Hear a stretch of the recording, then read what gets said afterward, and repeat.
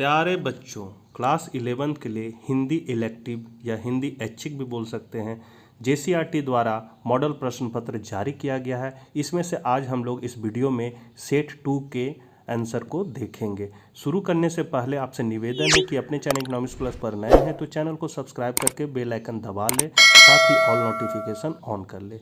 Hindi elective के बच्चों तक वीडियो जरूर शेयर करें। तो चलिए हम लोग आज कुछ नया सीखते हैं। क्लास 12 के एग्जाम में बहुत सारे क्वेश्चन मॉडल सेट से आए थे, इसीलिए आप लोग मॉडल सेट को जरूर ध्यान से पढ़ लीजिएगा।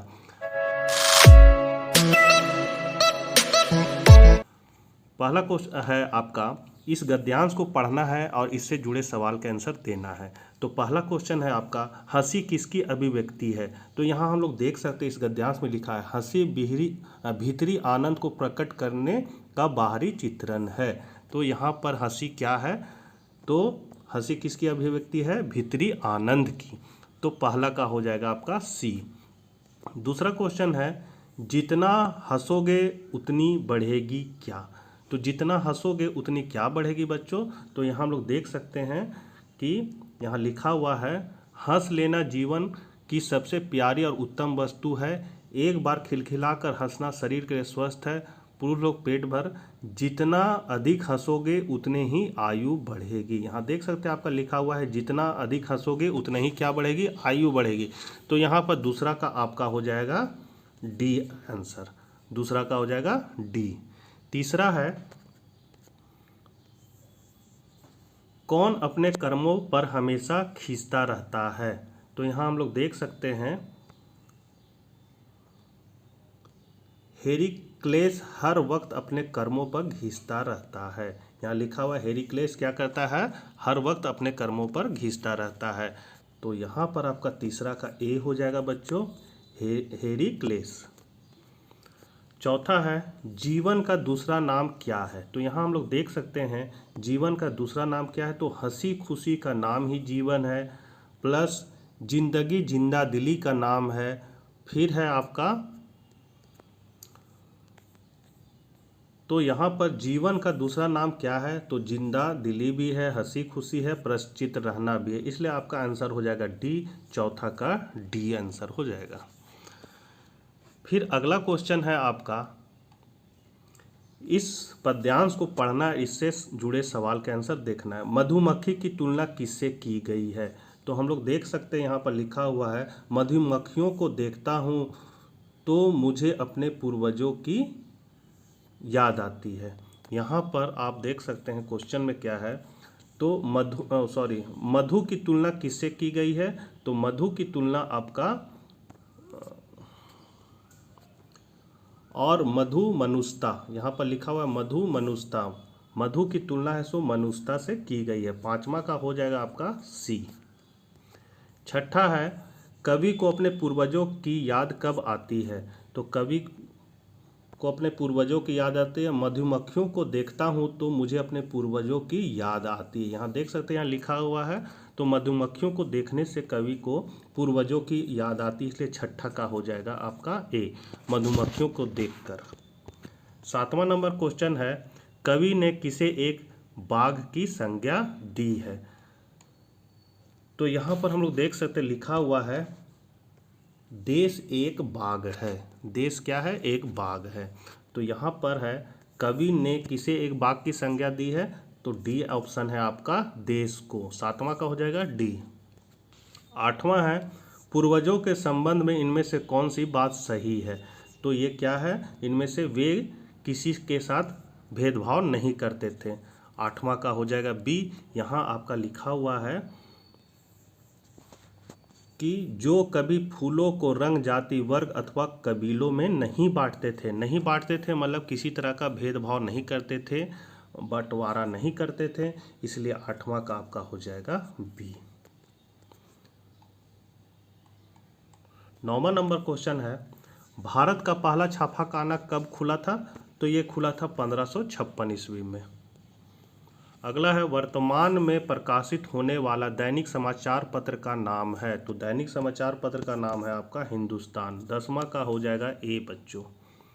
11 नंबर क्वेश्चन है, निम्न में से कौन एक समाचार चैनल है।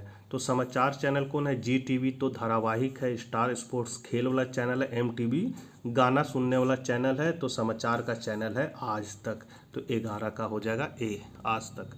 12 नंबर क्वेश्चन, निम्नलिखित में कौन अखबार नहीं है? तो प्रभात खबर भी अखबार है, हिंदुस्तान भी अखबार है, दैनिक जागरण भी अखबार है। चंपक आपका अखबार नहीं या एक पत्रिका है। तो 12 का हो जाएगा आपका डी, चंपक। 13 नंबर क्वेश्चन है, रिपोर्टर को हिंदी में क्या कहते हैं?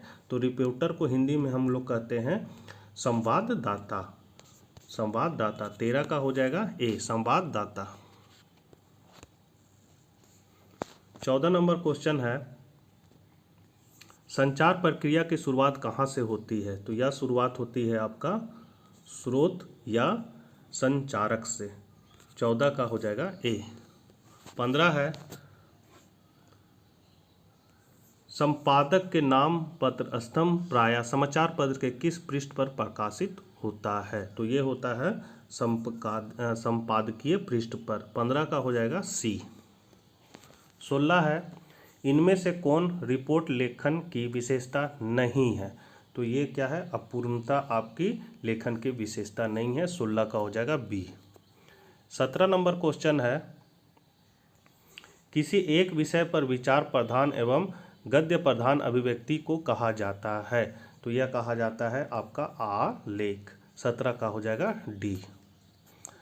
18 है, फीचर लेखन की विशेषता नहीं है। तो क्या नहीं है?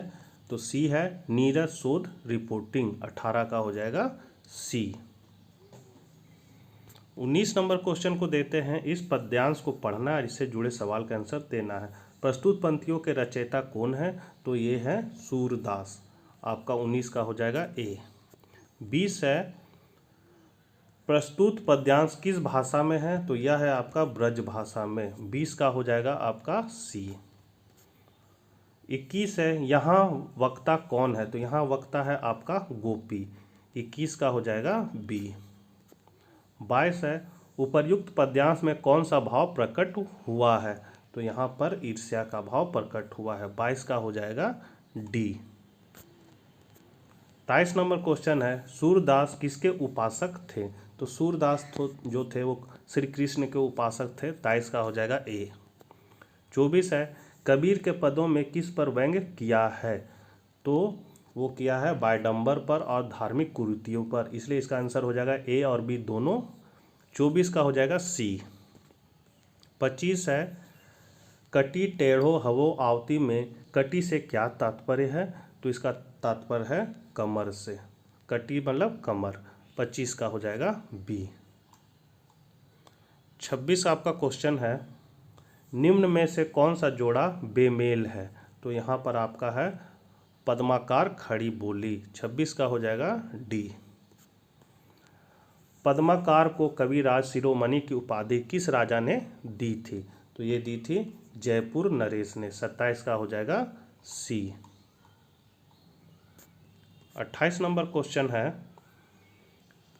प्रस्तुत पंक्तियाँ किस पाठ से ली गई है? इसे आपको पढ़ना है, इस गद्यांश को। ये इससे जुड़े सवाल का आंसर देना है। तो यहाँ पर है प्रस्तुत पंक्तियाँ किस पाठ से ली गई है? तो ये लिया गया है दोपहर का भोजन। 28 का बी।